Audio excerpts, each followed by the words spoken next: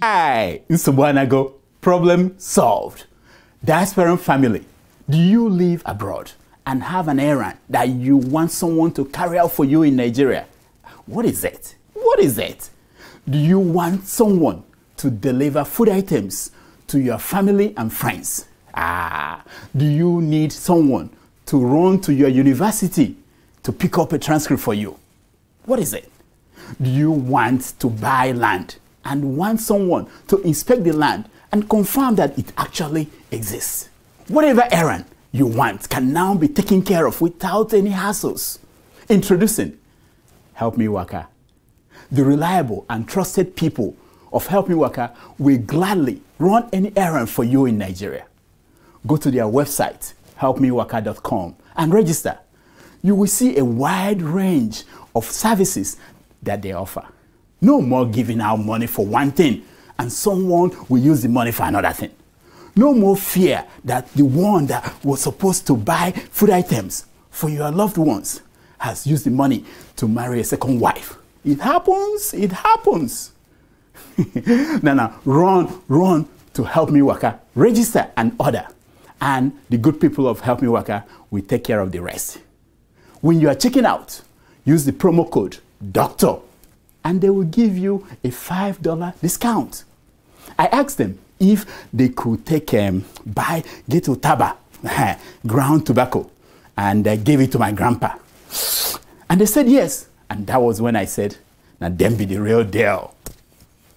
Help Me Waka.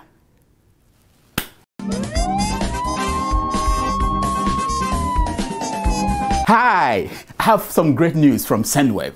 The good people at Sendwave know that the new school year is starting back home and this is the time to support family and help with school fees. So Sendwave wants to help you send with love. From August 27th until September 3rd, my promo code DOCTOR will be worth $10 or £10 or €10, depending on where you are, for all new senders. Now, remember to use the promo code before you make your first transfer, otherwise it won't work. On top of that, everyone who sends to Nigeria, old and new senders, will get 4.5% cash bonus for transfers above $50 or €50 or £50. Just update your app to enjoy this. When you send to Ghana or Kenya, you can also use Sendwave to send directly and instantly to a bank account. So what are you waiting for? Come on, hurry up!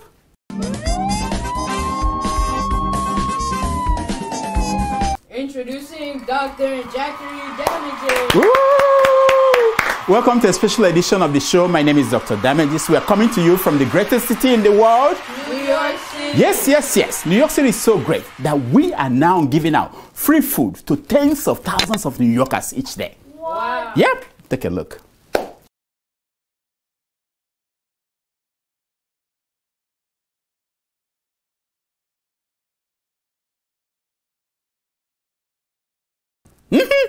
Yeah, there are thousands of New Yorkers unemployed who are hungry and they are desperate for food. Watch.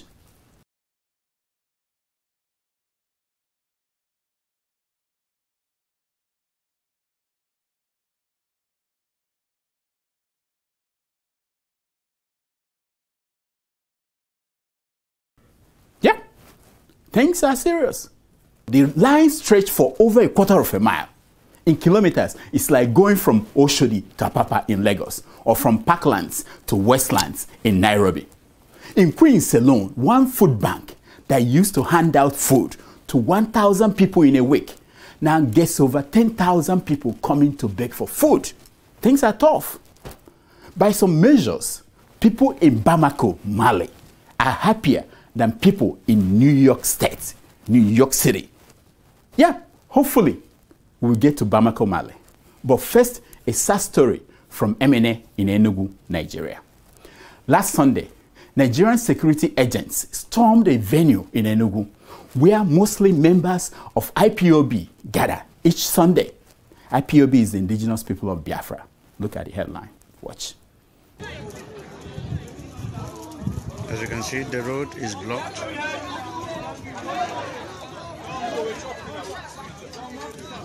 When it was over, DSS reported that 2 of their men died, while IPOB reported that 21 of their men died. We will get to the disputed details of what happened, but first, let us get some things clear. Whether you like IPOB or not, whether you are Igbo or not, I think we have to agree that at this point in the 21st century life of Nigeria or Africa for that matter, that security agents should not be killing unarmed people. Can we agree on that? Be they Niger-Delta people or Shia Muslims in Zaria or Kaduna or Abuja. It should not be happening. Be they Southern Kaduna people protesting to draw the attention of the world to what is happening in their place. Or even the people from Daura, President Buhari's hometown, protesting bandits, killing them. It should not be happening. And it should not happen to Revolution Now protesters either. Security agents should not be killing unarmed civilians. Period. Are we on the same page so far? Irrespective of what any of these groups stand for, the right to peaceful assembly and peaceful protest should always be respected and guaranteed. It is not a right that the Nigerian government gives. It is not a right that any African president gives. It is a universal human right. Any government that fails to respect that is a government that has failed its own people and has lost legitimacy and does not deserve the respect of civilized people anywhere in the world. This should be standard, even if the government is American government or Russian. If they fail in this basic guarantee, they have failed. The second thing is something we have consistently missed in Nigeria. It is the assumption that whatever is happening to one part of Nigeria does not concern those in another part of Nigeria. My friends, it does. It is probably the only thing that has been true about Nigeria. This flaw is the only tool that those who benefit from that failed nation have used to enslave the rest of us. You know that Nigeria is a failed nation that works for the very people who failed it. Yeah, that Nigeria is not functional today is because every form of cancer that started at one part of Nigeria's body has been allowed to fester and spread until it reached every other part of the body. When in 1999, the Nigerian military stormed Odi in Bayelsa State under President Obasanjo and destroyed a whole town, killing over 2,000 people under the excuse that some militants in Odi killed half a dozen policemen. People in other parts of the country did not rise up against what the military did. It did not concern them. The chief of army staff then, the person who led the military during the Odi operation, was General Victor Malo. He justified the military action. Then come 2001, under the same President Obasanjo, long after Victor Malo has been fired and retired, the same military stormed his hometown of Zaki Biam in Katsina Ala local government area in TV land in Benue State and killed over 200 people, 4 in Victor Malo's household. The excuse this time was that 19 soldiers sent to restore peace were killed by protesters. There are so many instances like this. When kidnapping of expatriates in the Niger-Delta started, people from other parts of the country ignored it and said, it did not concern them. When it got to the east, others said, it was because people in the east, they loved money. It has since spread from the south to the north. Even those once regarded as contented Fulani herdsmen who are only interested in taking care of their cows and their goats have become kingpins of kidnapping. What does that tell you? Turn by turn, we are all going to become Biafrans. Turn by turn, we are all going to become Shia Muslims. Turn by turn, we are all going to become Southern Kaduna people. We are all going to become all the oppressed and maltreated people of that entity called Nigeria. You know why? Because if we live long, no matter the group that we belong to, one day the Pharaoh who did not know Joseph will come to power.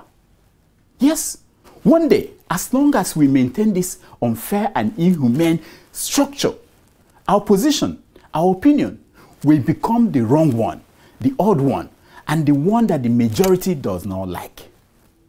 Do we deserve to die for that? Do you deserve to die for having a different opinion? What are you going to do about that? Should we wait until we are consumed by a fire that we have seen before? Won't you be ashamed to die from such a fire? Here is the version of what happened in Emene as told by the police commissioner in Enugu State. Watch. I received a distress call that members of the Indigenous Peoples of Biafra were on rampage along Ebonyi Enugu Express Road. See why I don't want to play any video. He didn't start the story from the beginning, but let him go. Firing sporadically on the air and at the same time burning fire on the road. I will resist the temptation of making commentary. Let's hear more. They all went there. Immediately they arrived at the scene, they came under heavy fire of the IPOB hoodlums. They had to take cover and reply proportionately. Now, if I were making commentary, I would say that I didn't know that they could mobilize this fast, but when it's time to confront the bandits and Boko Haram, anyway, I'm not making commentary. Anyway, you know what? He actually went to tell the story from the very beginning. Let's watch. I got the information that the genesis of the problem was that members of the secret police, DSS, were there on their own operation. Now, just for you to get the whole context from the police perspective, watch. So they came under attack and the IPOB took away two of their officers. So having got this more information, I quickly mobilized men. Now, here is the version of what happened as told by Nnamdi, the leader of IPOB. Watch. People were gathered in an area where you have churches. They went there to pray and to worship on a Sunday, which they have been doing. The police came with DSS, banging very furiously and loudly on the gate. I bet you want to know what happened next. Take a look. Somebody came out to inquire what the problem was, and they grabbed hold of him. And when people left the prayer that they were conducting to come and inquire from the police what happened, they opened fire on unarmed civilians. I will play one more reaction from Nnamdi before I say a few final things. Watch. Anywhere the Nigerian army, the police or the DSS, or any of the numerous Fulani-sponsored terrorists is involved in the killing of any unarmed civilian in Biafra land, we will kill them too. You see, the reactions were swift, tense, and troubling. DSS issued a statement, IPOB issued a statement, Ohaneze issued a statement, Nnamdi issued a statement. I can go to each statement and analyze it, but I don't want to. I don't want to do that. I don't think that those statements made under when the emotions were high will help us to do what I want to accomplish today, which is self-reflection. So I will skip the analysis of the statements. Instead, I want to ask you, what are you going to do about this? Yes, you. I mean, you. You are a Biafran. Maybe not today. You are from southern Kaduna. Maybe not today. You are a Shia Muslim. Maybe not today. You are a Revolution Now activist. Maybe not today. But you are.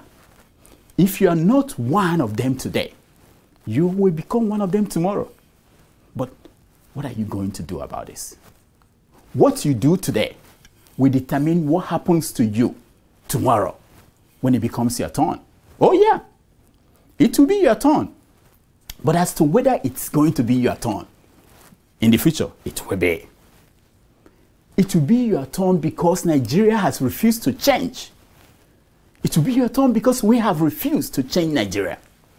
It will be your turn because somewhere down the road, the evil that we have condoned, the evil that we have allowed to linger in Nigeria all these years will get to us. You cannot escape it. So what are you going to do about it? One more thing about this attack on IPOB in Emene.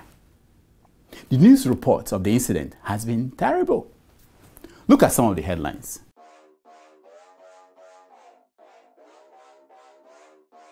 It's not surprising. The media is a product of its environment. They follow the predominant narrative.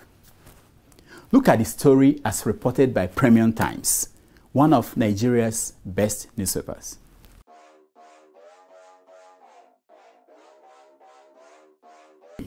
Premium Times reported that DSS lost 2 men. I'm not surprised that Premium Times took the words of the DSS as true, but not those of IPOB. Did Premium Times verify the casualty figures from DSS? The newspaper didn't say that they did, but the newspaper made it clear that they could not verify the figures IPOB gave.